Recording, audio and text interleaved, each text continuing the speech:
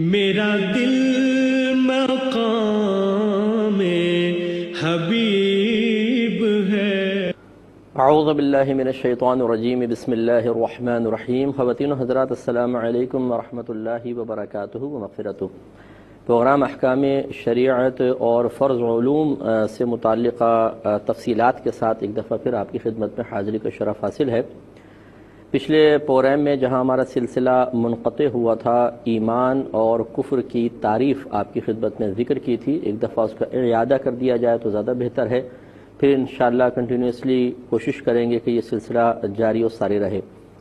اصل میں درمیان میں بعض اوقات ایسا ہوتا ہے کہ کچھ محافل وغیرہ آ جاتی ہیں، کچھ مین ایونٹس ہوتے ہیں جن کی بنا پر جو تسلسل سے چلنے والے پروگرامز ہوتے ہیں وہ وقتی طور پر روک دیے جاتے ہیں، کیونکہ یہ تو پورے سال ہی آپ تقریباً دیکھتے ہیں، تو اس لیے پھر اس کو روک کر جو پریزنٹ ایونٹ ہوتا ہے وہ دکھا دیا جاتا ہے۔ تو ایمان کی تعریف آپ کو بتائی تھی کہ ایمان ایک یقین کا نام ہے، اور یقین ایک قلبی کیفیت ہوتی ہے۔ اسی قلبی کیفیت کا ایک دوسرا نام ہے تصدیق بالقلب، یعنی تصدیق اس کا نام رکھا جاتا ہے۔ تو آپ یقین کو بھی ایمان کہہ سکتے ہیں اور تصدیق بالقلب کو بھی۔ تصدیق بالقلب کا مطلب دل کا کسی بات کے سچ اور حق ہونے کی تصدیق کرنا، گواہی دینا۔ تو خلاصہ کلام یہ ہوگا کہ نبی کریم صلی اللہ علیہ وسلم اللہ تبارک و تعالیٰ کی جانب سے جو کچھ لے کر آئے اسے حق اور سچ سمجھنا، اس کا یقین رکھنا کہ وہ حق ہے، وہ سچ ہے، اور دل سے اس کی تصدیق کرنا، یہ ایمان کہلاتا ہے۔ تو لہٰذا ایمان کا تعلق قلب سے ہے، ظاہر سے نہیں، اور اسلام کا تعلق ظاہر سے ہوتا ہے۔ آپ کلمہ پڑھ لیں، ہم کہیں گے یہ مسلمان ہے اور اس نے اسلام اختیار کیا ہوا ہے، یا کسی نے ہمارے سامنے کلمہ وغیرہ نہیں پڑھا لیکن جو اسلامی عبادات ہیں اعلانیہ طور پر ہوتی ہیں وہ اختیار کیے ہوئے ہے، مثلا مسجد میں آتا ہے، جاتا ہے، نماز پڑھتا ہے۔ جیسے آپ کے محلے میں کوئی نیا شخص آ کر رہنا شروع ہوا اور آپ کو نہیں پتہ کہ وہ کون ہے، مسلمان ہے، غیر مسلم ہے، لیکن آپ نے اس کو دیکھا وہ مسجد میں آ رہا ہے، جا رہا ہے، نماز پڑھ رہا ہے، پھر رمضان آئے تو روزے بھی رکھ رہا ہے، قربانی کے ایام میں قربانی بھی کر رہا ہے۔ تو یہ جو ظاہری علامات ہیں اسلام کی، اس کی بنا پر ہم اسے مسلمان مانیں گے اور ہم کہیں گے یہ اسلام میں داخل ہے۔ یا پھر اگر کسی کے سامنے آپ اسلام کو پیش کریں اور وہ کم از کم اس کا انکار نہ کرے تو ہم کہیں گے کہ، یا پیش نہ کریں، بالفرض کوئی شخص پوری زندگی ایسا ہے کہ بے نمازی ہے اور مساجد وغیرہ میں بھی نہیں جاتا، نہ قربانیاں کرتا ہے، یعنی کوئی ظاہری علامت اسلام کی نظر نہیں آتی، اور اس کا پورا ظاہری حلیہ دیکھیں تو وہ بھی غیر مسلمین کی طرح دکھائی دیتا ہے، لیکن جب آپ نے اس کے سامنے اسلام کا ذکر کیا تو وہ اس کا انکار نہیں کرتا ہے، کہ جیسے آپ کہتے ہیں آپ مسلمان ہیں، وہ انکار نہیں کرتا ہے، تو یہ اس شخص کو بھی مسلمان ماننا ضروری ہوگا۔ ہاں اگر کوئی کفر کی علامت ظاہر ہو جائے تو پھر اس کے مطابق حکم ہوگا۔ تو اسلام کا تعلق ظاہر سے ہوتا ہے، ایمان کا تعلق باطن سے ہوتا ہے۔ جو صاحب ایمان ہوتا ہے اس کو مومن کہتے ہیں، اور جو ظاہری طور پہ اسلام اختیار کیے ہوئے ہے اس کو مسلمان کہا جاتا ہے۔ تو مومن اور مسلمان یہ دونوں یکجا ہوں گے تو انسان نجات پائے گا۔ لہٰذا اگر مسلمان ہے اور مومن نہیں تو مثلا جیسے نبی کریم صلی اللہ علیہ وسلم کے دور مبارکہ کے منافقین تھے کہ بظاہر مسلمان کہلاتے تھے لیکن دل سے ایمان نہیں لائے تھے، تو وہ مسلمان تو تھے اس زمانے میں، پھر بعد میں تو خیر نبی کریم صلی اللہ علیہ وسلم نے ان کو اللہ تعالیٰ کے حکم سے واضح طور پر ان کی نشاندہی کر کے مسجد سے باہر نکال دیا تھا، اور پھر ایک امتیاز، مابہ الامتیاز قائم ہو گیا تھا۔ لیکن اس سے پہلے کہ جب وہ ان کے اس طرح ان کے تمام کرتوت ظاہر نہیں کیے گئے تھے تو وہ مسلمان تھے لیکن حقیقتاً مومن نہیں۔ اسی طرح جو نہ مومن ہو نہ مسلمان، وہ بھی نجات نہیں پائے گا۔ ہاں ایک چوتھی صورت جو ہے کہ مومن ہو مسلمان نہ ہو، اس کی نجات کی امید ہے۔ اس کی میں نے مثال آپ کو دی تھی کہ جیسے کوئی شخص قریب المرغ ہے اور کوئی بھی اس کے پاس ایسا نہیں ہے جو اس سے کوئی بات کرے، اور اس کے دل میں ایمان نے گھر کر لیا اور اس نے اعتراف کیا کہ نہیں، میں نے ساری زندگی غلط گزاری ہے، اسلام ایک حق مذہب ہے اور نبی کریم صلی اللہ علیہ وسلم واقعی آخری نبی ہیں، قرآن پاک آخری کتاب ہے۔ یعنی جو مطلوب تھا ایک شخص سے اسلام میں داخل ہونے کے سلسلے میں وہ اس نے مان لیا۔ اسی طریقے سے جو اس کے عقائد باطلہ تھے ان سب کا اس نے انکار کر لیا، دل دل میں کہ ہاں واقعی میں تو غلط کرتا رہا، سب غلط تھا، صحیح تو یہ تھا، لیکن اس سے پہلے کہ وہ اقرار باللسان کرتا اس کا انتقال ہو گیا۔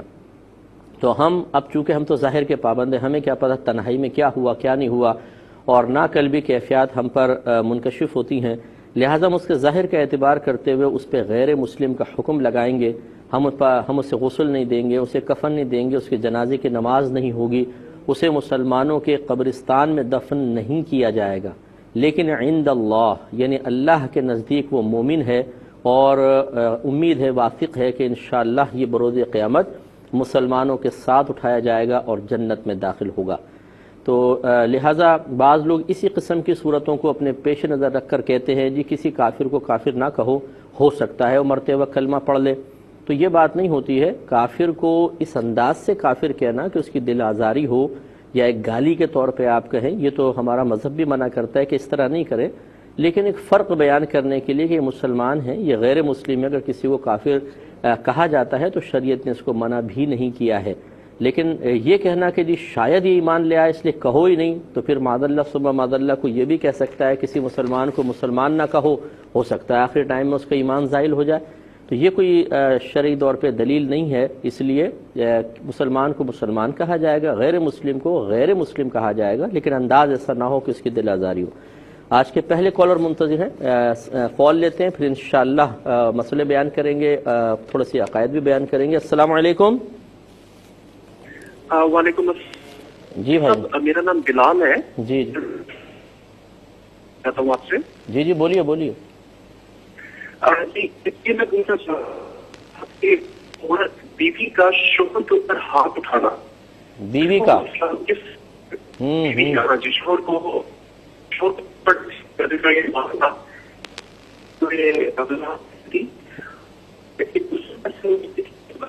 آپ اصل میں شاید موبائل سے بات کر رہے ہیں اور کہیں اندر ہیں آپ، تھوڑا سا باہر آئیں، تھوڑا سا آواز آپ کی بریک ہو رہی ہے۔ جی میں پوچھتا ہوں آپ سے، ایک منٹ۔ ہاں جی آپ صاف ہے، بولیں۔ بیوی والا مسئلہ ہو گیا، نیکسٹ کیا کویشچن ہے؟ جی دوسرا یہ کہ مجھے یہ نیت کسی شخص کی کسی نیت یہ ہو جی کہ میں اپنے بیٹے کی شادی دوسری جگہ پر کر رہا ہوں کہ مجھے جب کہ بیٹے کی ایسی کوئی نیت نہ ہو۔ سمجھ نہیں آ رہی مجھے بات، کون کس کی شادی کر رہا ہے بھائی؟ شاید ڈراپ ہو گئی۔ ایک اور کالر ہمارے ساتھ ہیں۔ السلام علیکم۔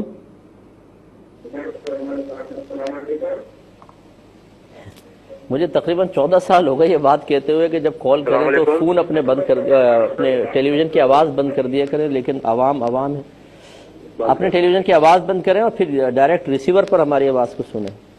جی بند کر دیا۔ جی بہت مہربانی کی، بہت احسان فرمایا آپ نے۔ السلام علیکم۔ وعلیکم جی فرمائیے۔ یہ معلوم کرنا تھا کہ میدان کربلا میں جو اہل بیت شہید ہوئے وہ کتنے تھے اور کل تعداد کتنی تھی؟ ٹھیک ہے، اور فی الحال تو یہی ہے۔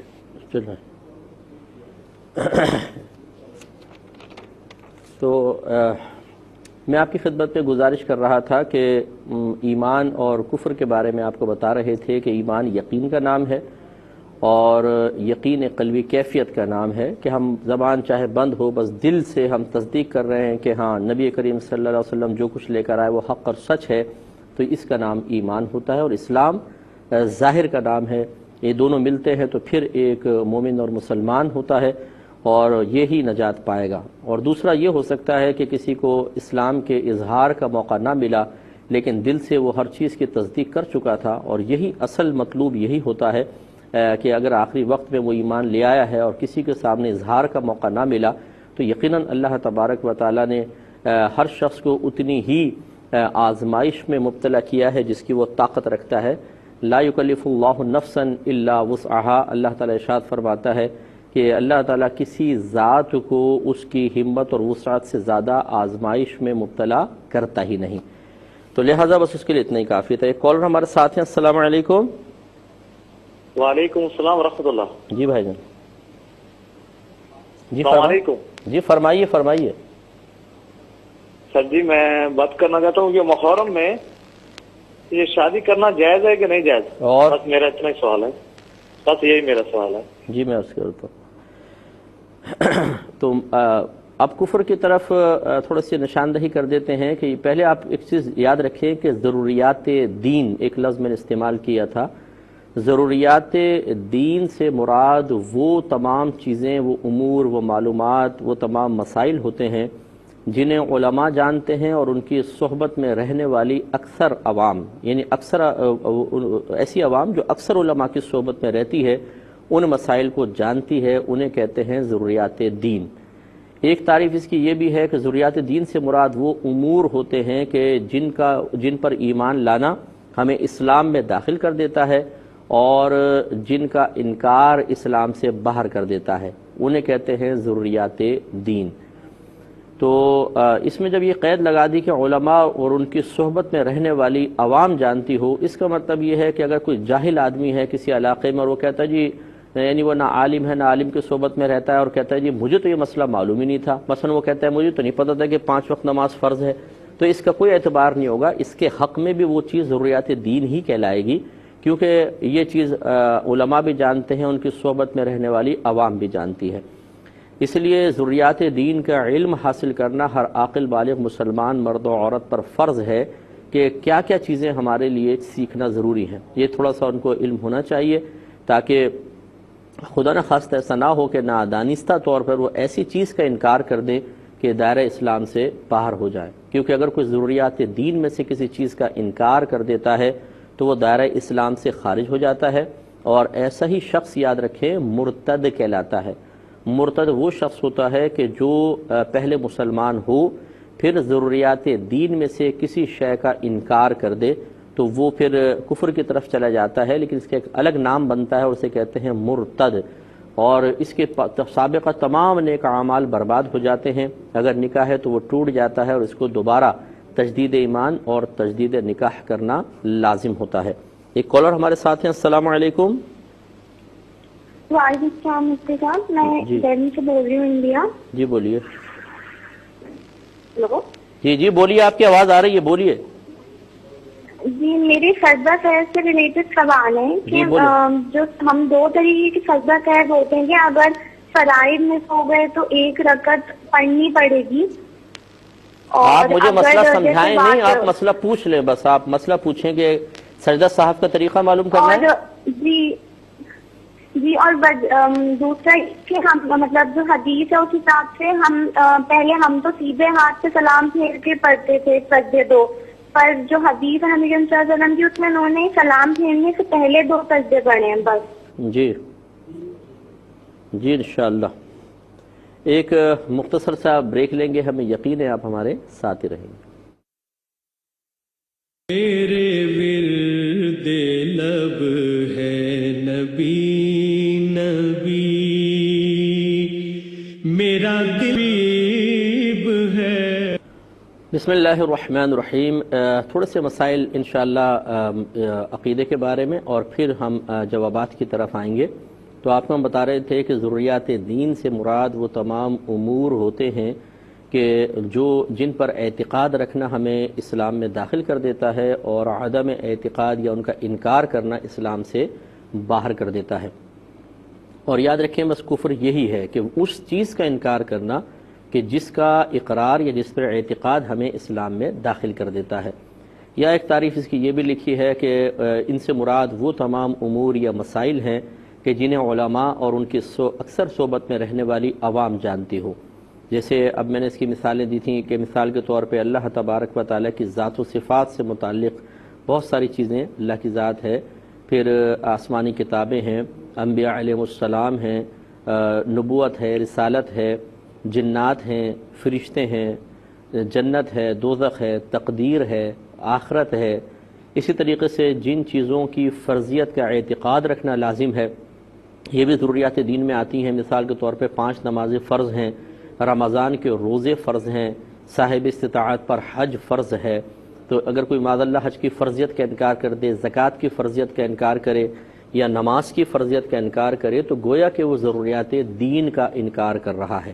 ایسے جمعے کی نماز کا فرض ہونا یہ ضروریات دین میں سے اعتقاد رکھنا کہ جمعے کی نماز فرض ہے، یہ ضروریات دین میں سے ہے، لہذا کوئی جمعے کی فرضیت کا منکر ہو جاتا ہے تو وہ دائرہ اسلام سے خارج ہو جائے گا۔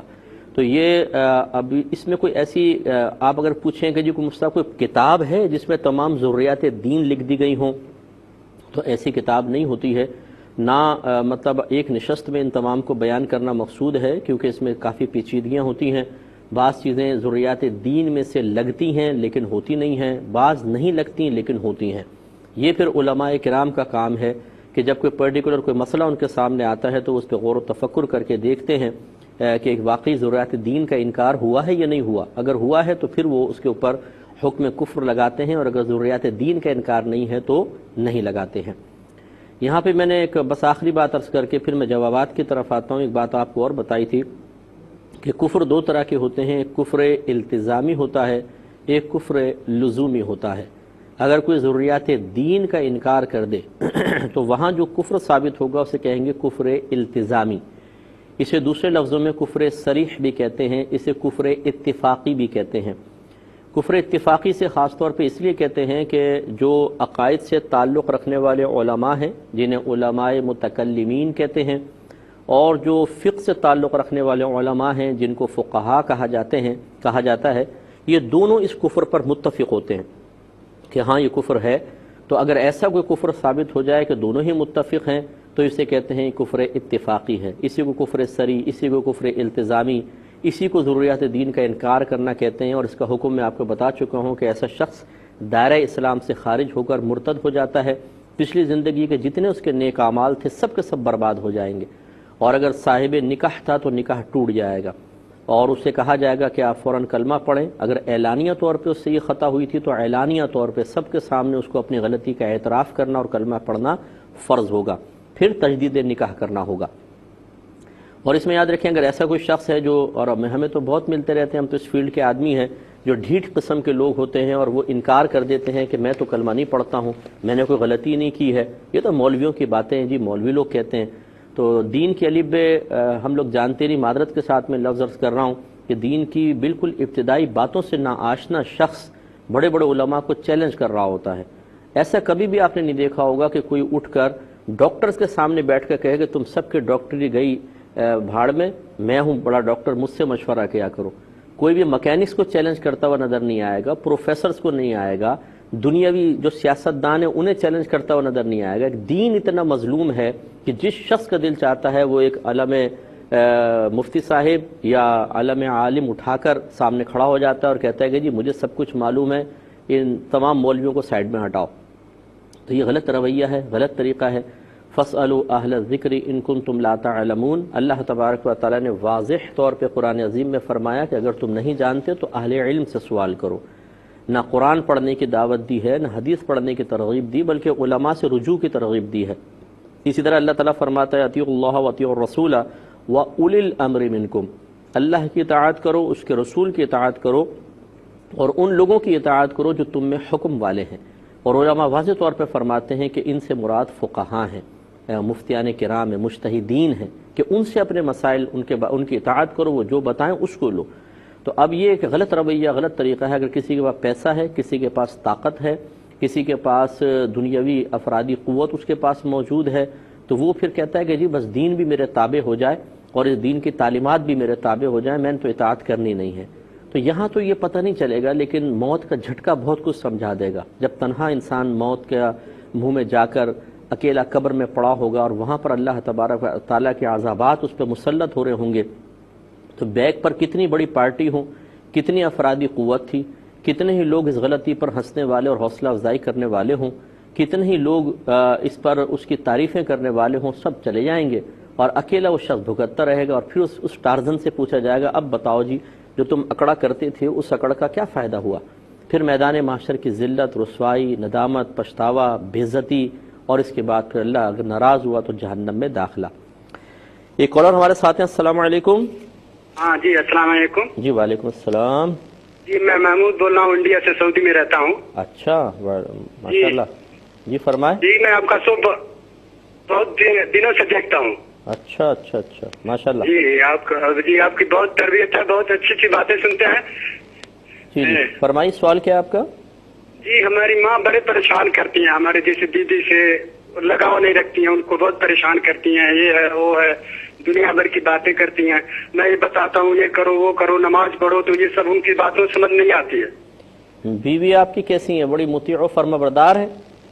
जी इंशाल्लाह वो भी उनकी खिदमत करती हैं, वहाँ तक कि खाने वाने में जो भी है उनकी सब होती है। लेकिन 1 साल हो गया हम उनसे अलग रहते हैं, लेकिन फिर भी सब काम उन्हीं से कराती हैं। तो मैं बोला कोई मुश्किलें करते रहे, कोई बात नहीं है, लेकिन तब भी वो राजी नहीं है। अच्छा, तो अब आप क्या चाहते हैं, क्या पूछना चाह रहे हैं? कोई वजीफा के माँ काबू में आ जाए ऐसा? हाँ जी, नहीं वजीफा मतलब ये ना जादू करने की हमारे काबू में आ जाए, ऐसे ही कोई बात नहीं है। बस ऐसे बताएं हम क्या करें कि वो मतलब राजी रहे, हमसे खुश रहें। अच्छा अच्छा, ठीक है, मैं इंशाल्लाह अर्ज करता हूँ, बिल्कुल अर्ज करता हूँ। तो बस आखिरी ये बात कि ज़रूरियात दीन का इल्म उलमा को ही होता है, इसमें अज खुद कोई ना अपनी ज़बान चला सकता है, ना वो गलती करे तो ये कह सकता है कि जी मैं ऐसा कुछ भी नहीं है जी, कुफ्र वगैरह नहीं है, ऐसा नहीं, ये उलमा ही हुक्म लगाएंगे। और दूसरा कुफ्र लुज़ूमी होता है कि इसमें उलमाए मुतकल्लिमीन तो कहते हैं कि कुफ्र नहीं है, लेकिन फ़ुक़हा एहतियातन उस चीज़ को कुफ्र करार दे देते हैं। और इस वजह से कि वो चीज़ बज़ाहिर तो मतलब ज़रूरियात दीन का इनकार नहीं होती, लेकिन उसके पीछे अगर चलते चले जाएं तो फिर कहीं जाकर ऐसा महसूस होता है कि ज़रूरियात दीन का इनकार लाजिम आ रहा है। लिहाजा फ़ुक़हा उसको ही रोकने के लिए कि अभी नहीं रोका तो ये ज़्यादा इनकार करते करते हकीकतन ज़रूरियात दीन के इनकार तक ना पहुँच जाए, उसको एहतियातन उसके इस अमल को कौल हो चाहे उसका फ़िल हो अमल हो, उसे कुफ्र करार दे देते हैं। लेकिन एहतियात ये करते हैं कि उसके कौल को कहते हैं कुफ्र है, लेकिन कहने वाले को काफिर नहीं कहते, उसके अमल को तो कहते हैं ये कुफ्रिया अमल है, लेकिन उस अमल करने वाले को काफिर नहीं कहते हैं। ये एक एहतियात होती है, ये कुफ्र लुज़ूमी कहलाता है। इसी को कुफ्र गैर सरी भी कहते हैं, इसी को कुफ्र गैर इत्तिफाक़ी भी कहते हैं। इसमें हकीकतन इंसान काफिर नहीं होता, जैसे फ़ुक़हा भी उसको काफिर नहीं कह रहे, बल्कि उसके जो अमल है उसके कौल है उसको एहतियातन कुफ्र कह रहे हैं ताकि ये हकीकी कुफ्र तक ना पहुँच जाए। तो लिहाजा इसमें वो आदमी काफिर नहीं है, मुसलमान है, उसके साबिक़ा आमाल भी उसके नाम अमाल में है और उसकी ज़ौजा भी उसके निकाह में रहती है। हाँ, ये कहा जाता है कि भाई एहतियातन आप तजदीद ईमान करें, तजदीद निकाह करें। तो बाद वक़्त ऐसा होता है कि चाहे कुफ्र इल्तिज़ामी वाला हो, कुफ्र लुज़ूमी वाला हो, या अपने कुफ्र पर अकड़ जाते हैं और बात नहीं मानते। ऐसी सूरत में याद रखें तमाम जो उसके दोस्त अहबाब रिश्तेदार हैं उन पर वाजिब है कि पहली बात तो ये कि अज खुद हुक्म ना लगाएं। पहले अगर किसी ने ऐसी कोई बात कही है जो आपको चुभती हुई महसूस हुई कि ये गलत जुमला निकल गया इसकी ज़बान से, उसे आप एहतियात से लिखें और उस शख्स से तस्दीक करवा लें कि भाई आपने ऐसा कहा है। फिर उस पर किसी अच्छे मुफ्ती साहिब से हुक्म ले लें कि भाई ये कुफ्रिया बात थी या नहीं थी। अगर साबित हो जाए तो उसको पेश करें। अब अगर वो उसका इनकार कर देता है तो फिर उसका सोशल बायकॉट करना लाजिम है। अगर नहीं करेंगे तो फिर ये बीमारी सरायत करेगी ख़ानदान के दूसरे अफराद में, और वो भी इस तरह जुर्रतमंदाना इक़दामात करेंगे और फिर इस्लाम ख़तरे में पड़ेगा। एक कॉलर मस्जिद हमारे साथ हैं। अस्सलाम वालेकुम। अस्सलाम वालेकुम। जी बहन, अपने टेलीविज़न की आवाज़ ज़रा बंद कर दीजिए। जी जी बंद कर दीजिए। जी बहुत मेहरबानी, फरमाइए। जी मैं बांग्लादेश से बोल रही हूँ। जी अभी तक आपकी टीवी की आवाज़ बंद नहीं हुई, असल में बंद कर दें जल्दी से ताकि टाइम कम हो जाए। बांग्लादेश से मैं बोल रही हूँ। जी जी बोले, आप अपने मसले पर आइए, मसला बोले।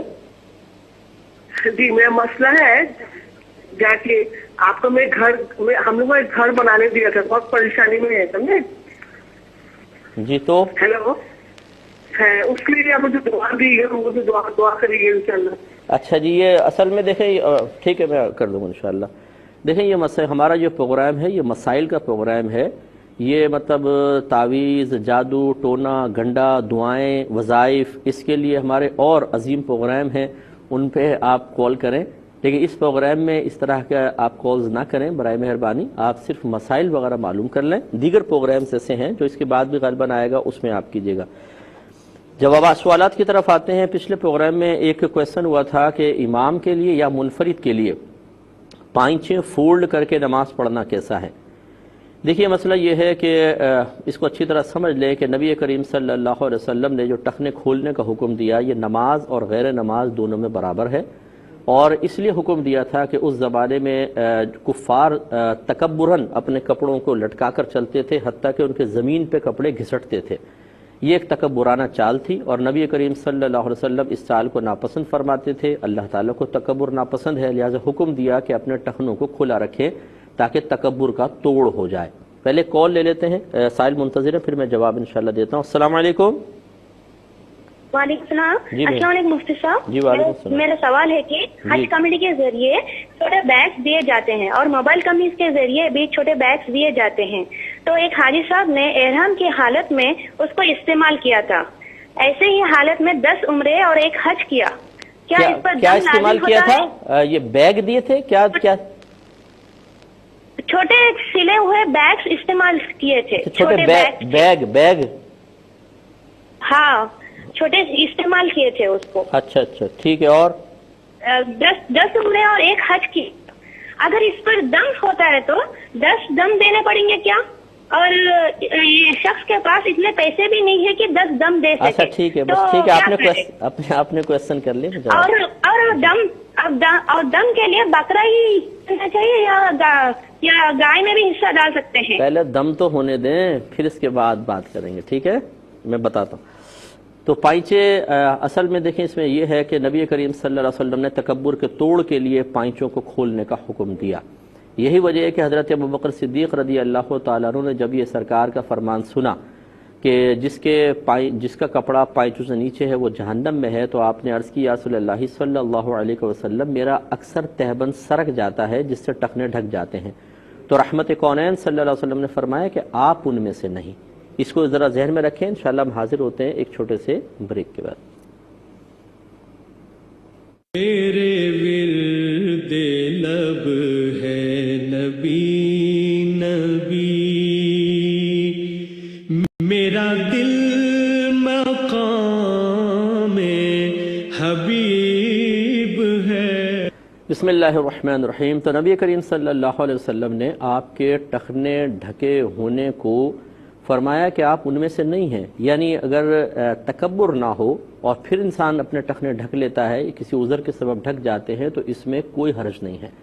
اس کو سمجھ کر آپ یہ سمجھ لیجئے کہ نماز میں ٹخنے کھلوانا اصل مقصود نہیں ہے، اصل ہے تکبر کا توڑ۔ لہٰذا اگر کوئی ساکس پہن کے نماز پڑھ رہا ہے تو بتائیے کہ پھر ٹخنے ڈھک رہے ہیں کہ نہیں ڈھک رہے ہیں، اور پائچے اس کے اوپر ہوں یا پائچے نیچے ہوں، بالفرض ٹخنے تو پھر بھی ڈھکے ہوئے ہیں۔ تو خلاصہ کلام یہ ہے کہ سنت کریمہ تو یہی ہے کہ آپ ٹخنوں سے اوپر اپنی شلوار یا پینٹ رکھیں، لیکن اگر شلوار لمبی ہے، پینٹ لمبی ہے، یا آپ ایسے آفس میں ہیں، اسکول وغیرہ میں وہاں نماز پڑھ رہے ہیں، تو پھر جیسے بھی آپ ہے نا، تکبر بس دل میں نہیں ہونا چاہیے، اپنے ٹخنے ڈھکے رہنے دیں اور آپ اسی طرح نماز پڑھیں۔ فولڈ نہ کیجئے، کیونکہ اس میں علماء کا اختلاف ہے۔ بعض اس فولڈ کو کہتے ہیں کہ یہ کپڑا الٹا کر کے نماز پڑھنا ہے اور مکروہ تحریمی ہے، تو وہ بغیر تکبر کے ٹخنا ڈھکنا یہ گناہ نہیں تھا، لیکن فولڈ کرنا بعض علماء کے نزدیک یہ گناہ ہے، تو اس لیے اس کو ترک کیا جائے گا۔ امید ہے کہ آپ بات سمجھ گئے ہوں گے۔ تو بہرحال اگر کوئی امام یا منفرد اپنے ٹخنے یعنی فولڈ کر کے نماز پڑھ رہا ہے تو پیار و محبت سے ان کو منع کیا جائے کہ آپ ایسا نہ کریں، کیونکہ اس میں بہرحال علماء کا اختلاف ہے اور بعض علماء اس کو گناہ قرار دیتے ہیں، تو آپ ایسا نہ کیجیے، خصوصاً امام کے لیے۔ منفرد اگر کرے تو پھر بھی چل جائے گا، لیکن امام جو ہے وہ تو مطلب چونکہ مصلی رسول پر گویا کہ کھڑا ہوا ہے، تو اس کو زیادہ احتیاط کرنی چاہیے۔ ایک انہوں نے کہا کہ اگر کوئی امام عام نمازوں میں بھی آیت سجدہ پڑھے تو کیا صحیح ہے؟ دیکھیں صحیح تو ہے، غلط تو کوئی بھی نہیں کہہ سکتا، لیکن ضروری ہے کہ امام صاحب اگر پڑھنے کا ارادہ رکھتے ہوں تو پھر پہلے ہی یعنی نماز شروع کرنے سے پہلے تمام نمازیوں کو انفارم کر دیں کہ بیچ میں اس طرح کی آیت آئے گی۔ اور ہمارا مشورہ یہ ہوگا کہ چلیں رمضان میں تو پورا قرآن پڑھتے ہیں، تو اس میں لوگ ذہنی طور پہ ویسے تیار ہوتے ہیں اور تراویح کے اندر موجود ہوتے ہیں، لیکن چونکہ عام فرض نمازوں میں آہستہ آہستہ لوگ آتے ہیں، کسی کی کوئی رکعت نکل جاتی ہے، کوئی دیر سے پہنچتا ہے، کوئی جلدی پہنچتا ہے، ہو سکتا ہے آپ شروع میں اعلان کریں اور کوئی نہ پہنچے، اور آپ جب بیچ میں تلاوت کریں آیت سجدہ آیا، آپ ایک دم سیدھا سجدہ کرنے چلے جائیں، تو جو بعد میں آنے والا ہے وہ عجیب پریشان ہو جائے گا، کیا کروں کیا نہ کروں، کیونکہ یہ اکثر ہمارے ہاں رمضان میں تو ذہن بنا ہوتا ہے، عام نمازوں کے اندر عموماً امام حضرات آیت سجدہ نہیں پڑھتے ہیں، تو وہ بیچارے پریشان ہو جائیں گے، خصوصاً وہ لوگ کہ جن کو مسائل معلوم ہی نہیں ہیں۔ تو اس طرح کا کوئی بھی معاملہ کرنا جس سے لوگ پریشان ہوں، جماعت پریشان ہو جائے، مناسب نہیں ہوتا۔ خلاصہ کلام یہ ہوا کہ پڑھنا اگرچہ جائز لیکن نہ پڑھنا ہی بہتر ہے۔ یہ کہتے ہیں کہ بیوی کا شوہر کو مارنا کیسا ہے؟ دیکھیں یہ سخت حرام ہے۔ بیوی کا شوہر کو مارنا، بیوی محکومہ ہے، شوہر حاکم ہے۔ اللہ تبارک و تعالی نے شوہر کو بیوی پر ایک درجہ بلندی عطا فرمائی ہے، اور یہ بہنوں کے لیے آزمائش رکھی ہے کہ وہ شوہروں کی اطاعت کریں، جس میں ان کو یقینی سی بات ہے کہ آزمائش میں مبتلا ہونا ہوتا ہے، تکلیف بھی ہوتی ہے، لیکن جب وہ صبر کرتی ہیں اسی صبر پر ان کے لیے اجر عظیم ہے۔ تو شوہر کے ساتھ سخت لہجے میں گفتگو کرنا، آنکھوں میں آنکھیں ڈال کے گفتگو کرنا، یہی برا ہے، چہ جائے کہ مارنا۔ اگرچہ شوہر کی غلطی بھی ہو، وہ مار نہیں سکتی ہے، وہ نرمی سے پیار محبت سے سمجھائے۔ اگر شوہر غلطی سے بعد آ جاتا ہے ٹھیک، اگر وہ تسلسل سے غلطی کر رہا ہے اور وہ غلطی ایسی ہے جو عورت کے لیے ناقابل برداشت ہے، یہ غیر اخلاقی حرکات ہیں، تو عورت طلاق کا مطالبہ کر سکتی ہے، خلا کا مطالبہ کر سکتی ہے، لیکن یہ طریقہ کار شرعاً بالکل غلط ہے کہ عورت مارنا شروع کر دے۔ تو بعض ہماری ہو سکتا ہے کہ جو بہنیں اس طرح کے خطرناک حملے میں ملوث ہوں تو وہ ہماری بات کو سن کر ناراض ہو جائیں کہ یہ مولوی لوگ تو ایسا کہتے رہتے ہیں، لیکن ہمارا مشورہ ماننا بہن آپ ہی لوگوں کے حق میں بہتر ہے، کیونکہ اگر آپ ایسا ہماری بات نہیں مانیں گی، ہم تو قرآن و حدیث کو نچوڑ آپ کی خدمت میں عرض کرتے ہیں، تو آپ کا یہ اکڑنا، یہ تکبر، یہ شوہر کے منہ پہ چانٹے مارنا یا اس کا گریبان پکڑ کے کھینچنا، یہ آپ کے لیے بہت مہنگا پڑ جائے گا آخرت کے اعتبار سے، کیونکہ اللہ تبارک و تعالی اس کے رسول نے عورت کو محکومہ بنایا ہے۔ آپ نرم لہجہ اختیار کریں اور نرمی کے ساتھ ہی کریں۔ ہاں اگر شوہر زیادتی کر رہا ہے تو میں اس کی حوصلہ افزائی نہیں کر رہا ہوں، وہ خود قابل گرفت ہوگا، لیکن آپ اس طرح کے اقدامات کر کے اگر شوہر ظالم ہے تو خود کو ظالمہ نہ بنائیں، بلکہ مظلومہ اپنے آپ کو رہنے دیں، تاکہ میدان محشر میں اللہ تعالیٰ آپ کو انعام دے، اس کو سزا۔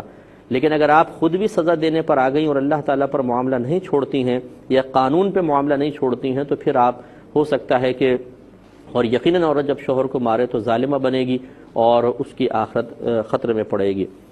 ایک انہوں نے سوال کیا تھا بہن نے کہ ان کا کہنے کا مطلب شاید یہ تھا کہ فرض نماز میں اگر سجدہ سہو ہو تو ان کو شاید کسی نے بتایا ہوگا کہ ایک رکعت مزید پڑھ کے سجدہ سہو کریں، اور نفل میں ہو تو نہیں، کچھ اسی قسم کے انہوں نے کویسچن کرنا چاہا تھا۔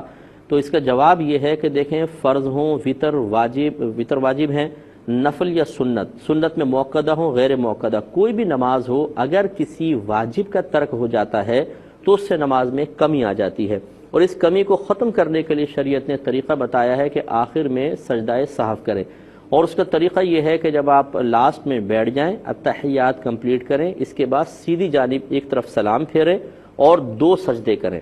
یہ سجدہ سہو کے سجدے ہیں، سہو مین بھول جانا، تو یہ بھول کے سجدے ہیں۔ جب آپ یہ 2 سجدے کر لیں گے تو جو آپ کی نماز میں کمی پیدا ہوئی تھی وہ ختم ہو جائے گی، پھر بیٹھ کر دوبارہ التحیات پڑھیں، درود شریف پڑھیں، دعا پڑھیں، کوئی نئی رکعت پڑھنے کی ضرورت نہیں ہے۔ بس یہ طریقہ کار ہے کہ اگر آپ کا واجب ترک ہو گیا تو لاسٹ میں چاہے فرض ہو نفل ہو، سب میں یہ کرنا ہے کہ لاسٹ میں آپ کو یہ اقدامات کرنے ہوں گے۔ اگلے انہوں نے کہا کہ ہم پہلے ایسے ہی کرتے تھے کہ سیدھی جانب سلام، ایک طرف سلام پھیر کے 2 سجدے کر لیے، لیکن ہم نے ایک حدیث کی کتاب میں پڑھا کہ بغیر سلام پھیرے نبی کریم صلی اللہ علیہ وسلم نے سجدے کیے ہیں۔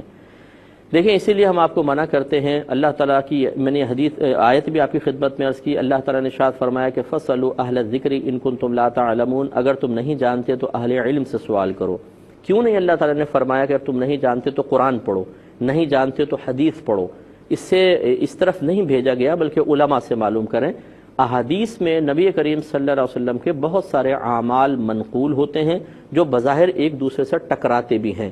اب یہ علماء کا کام ہوتا ہے کہ یا تو ان میں تطبیق پیدا کرتے ہیں کہ یہ صحیح ہے، یہ بھی صحیح ہے، یہ خاص موقع کے لیے، یہ دوسرے موقع کے لیے ہے، یا پھر ایسا ہوتا ہے کہ ایک طرف بہت قوی حدیث ہوتی ہے، دوسری طرف انتہائی ضعیف ہوتی ہے، اور ان میں کوئی مطابقت موافقت قائم نہیں ہو رہی ہوتی تو ضعیف کو چھوڑ دیا جاتا ہے، قوی کو لیا جاتا ہے۔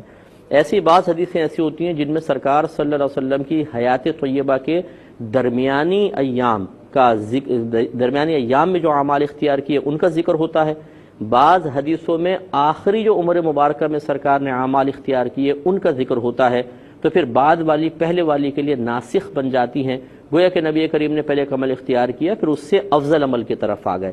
تو یہ عوام کا کام نہیں ہوتا کہ آپ کہیں سے بھی ایک حدیث پڑھ کے علماء کو چیلنج کرنا شروع کر دیں۔ یقینی سی بات ہے کہ جن علماء نے لکھا کہ سیدھی جانب سلام پھیر کے 2 سجدے کریں، کیا ان تک یہ حدیث نہیں پہنچی تھی کہ آپ تک پہنچ گئی؟ کیا یہ کتابوں میں بند رکھی تھی؟ کیا آپ کے خاندان میں سینہ بسینہ چلتی چلی آئی تھی اور کسی کو بھی نہیں پتہ چلی تھی؟ تو یہ حضرت عبداللہ بن مسعود رضی اللہ تعالیٰ عنہ کی واضح طور پہ روایت ہے کہ سرکار صلی اللہ علیہ وسلم نے سیدھی جانب سلام پھیرا اور 2 سجدے کیے۔ میں نے درس بخاری کے اندر ابھی یہ کچھ عرصے پہلے یہ مسئلہ تفصیل کے ساتھ ذکر کیا تھا، تو خلاصہ کلام یہ ہے کہ یہ عمل بھی بعض حدیثوں میں لکھا ہوا ہے کہ سرکار نے بغیر سلام پھیرے 2 سجدے کیے، اور امام شافعی رحمۃ اللہ علیہ کی یہی دلیل ہے، اسی حدیث سے وہ استدلال کرتے ہیں۔ لیکن ہمارے امام اعظم نے ان احادیث کو لیا کہ جن میں نبی کریم صلی اللہ علیہ وسلم نے پہلے سیدھی جانب سلام پھیرا، اس کے بعد 2 سجدے کیے، تو یہی فقہ حنفی میں طریقہ ہے اور یہی حدیثوں سے ثابت بھی ہے، اور سرکار کا یہ عمل مبارکہ آخری ایام کا بھی ہے، کیونکہ عبداللہ بن مسعود رضی اللہ تعالیٰ عنہ اکثر وہ حدیثیں وہ اعمال اختیار کرتے تھے جو سرکار کی حیات طیبہ کے آخری ایام کے اعمال ہیں، اس لیے اسی پر آپ عمل کریں۔ ایک انہوں نے کہا کہ ماں بہت زیادہ پریشان کرتی ہیں اور بیوی اگرچہ بہت زیادہ خدمت کرتی ہے، تو ماں کو کیسے راضی کریں؟ دیکھیں، بعض اوقات اگر رضا کا آپ یہ مفہوم لیتے ہیں کہ ماں آپ کی بلائیں لے، آپ کی زوجہ کے گلے میں سونے کے لاکٹ باندھے، اس کو سینے سے لگائے اور اس کو پاس بٹھائے، بیٹی بیٹی کہے، اگر یہ چیزیں نہیں کر پا رہی ہیں آپ کی والدہ، کسی وجہ سے ان کے دل میں کوئی خلیش ہے یا کوئی اور عورتیں ان کو آ کر فیڈ کرتی ہیں اور پھر آپ کے اس طرح گھر میں مسائل پیدا ہوتے ہیں، تو آپ کوئی غلطی نہ کریں، بس آپ کی زوجہ پیار محبت سے ان کی اگر خدمت کر سکتی ہیں خدمت کریں، آپ ان کی خدمت کریں اور ان کی باتوں کو سنتے رہیں۔ بس بچپن میں جتنا آپ نے ان کو تنگ کیا تھا، والدہ اس سے زیادہ تنگ نہیں کریں گی، اس لیے جب ہمارے والدین بچپن میں ہمارے ناز نخرے اٹھاتے ہیں تو والدین بڑھاپے میں آ کے ایسے ہی ہو جاتے ہیں، لہٰذا ان کی آپ تعظیم کریں، عزت کریں، اور راضی ہونے کا یہ مفہوم نہ لیں کہ وہ آپ سے بالکل ہر طرح سے بس وہ جو کچھ بھی کر رہے ہیں بس آپ سے یہ کہ ناراض نہ ہو، ٹھیک ہے نا، یعنی آپ کی غلطی کی بنا پر، اگر آپ کی غلطی نہیں ہے ویسی والدہ ناراض رہتی ہیں تو وہ آخرت میں خود جواب دہ ہیں، آپ کا کوئی مسئلہ نہیں ہے، آپ ان کی خدمت کرتے رہیں۔ بہن نے فرمایا کہ یہ جو حج والے کاروان والے بعض اوقات بیگز دے دیتے ہیں، چھوٹے بیگ، کسی نے اس کو گلے میں لٹکا کر اور حج اور عمرے کر لیے تو کیا اس سے دم لازم ہوگا؟ شاید آپ کے کہنے کا مطلب یہ ہے کہ چونکہ وہ بیگ سلا ہوا ہوتا ہے اور سلی ہوئی چیز کو آپ نے گلے میں ڈال کر اب طواف وغیرہ کر لیا، عمرہ کیا، حج کیا، تو شاید اس سے دم لازم ہوگا۔ یاد رکھیں کہ جو اس سلا ہوا لباس پہننے سے دم لازم آتا ہے وہ لباس ہے جو لباس کہلائے۔ پہلی بات تو ہے کہ لباس کہلائے، دوسری بات یہ کہ اس کو اس طرح پہنا ہو جیسا پہننے کا طریقہ ہے۔ مثلا اگر کسی نے کرتے کو بطور تہبند پہن لیا، مثال کے طور پر کسی طرح سے تہبند کے طور پہ پہن لیا، اس سے بھی دم لازم نہیں ہوگا، کیونکہ کرتا اوپر پہنا جاتا ہے، تہبند کے طور پہ نہیں، تو غیر معروف طریقے سے کسی نے پہن لیا تو اس پر بھی دم نہیں ہوگا۔ سلا ہوا لباس ہونا چاہیے اور بیگ لباس میں داخل نہیں ہوتا، لہذا اگر کسی نے گلے میں لٹکا لیا، اسی طرح لوگ بیلٹ باندھتے ہیں، بیلٹ بھی تو سلی ہوئی ہوتی ہے اور اس میں وہ مطلب اپنے پیسے وغیرہ یا کچھ ڈاکومنٹس وغیرہ رکھنے ہوتے ہیں، وہ رکھتے ہیں، تو اس میں کوئی حرج نہیں ہے، لہذا کوئی دم وغیرہ لازم نہیں ہوا، کسی ٹینشن کی ضرورت نہیں ہے۔ ہاں اتنا ضرور ہے کہ یہ سوال اسی صورت میں پیدا ہوا کہ انہوں نے شاید پہلے مسئلہ سیکھا نہیں تھا۔ کوئی بھی عبادت اختیار کریں، میں ہمیشہ کہتا ہوں کہ آپ شادی کرنے لگیں اس سے پہلے تمام مسائل سیکھیں، آپ حج کرنے لگیں اس سے پہلے تمام مسائل سیکھنا آپ پر فرض ہے۔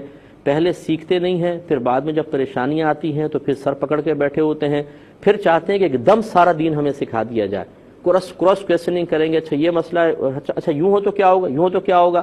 بھئی ایک دم تو آپ کو سارے مسئلے نہیں معلوم ہوں گے نا، آپ کو بتدریج اس کو سیکھنا چاہیے تھا تاکہ آپ کا ذہن ان مسائل کو قبول کرنے کے لیے تیار ہو جاتا۔ ایک دم جب اتنے سارے مسئلے معلوم کریں گے تو یقینی سی بات ہے کچھ بھی نہیں معلوم چل سکے گا۔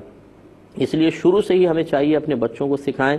اگر آپ کا حج میں جیسے قرآن اندازی میں نام آیا، عمرہ کرنا چاہتے ہیں، 2 مہینے پہلے ہی حج کی کتابیں پڑھیں، اچھی طریقے سے مسائل سمجھیں، پھر کسی عالم دین سے جو مسائل میں کوئی ڈاؤٹ محسوس ہو رہا ہے وہ ان سے اچھی طرح معلوم کریں، پھر آپ حج یا عمرہ کرنے کے لیے جائیں تو انشاءاللہ بہترین رہے گا۔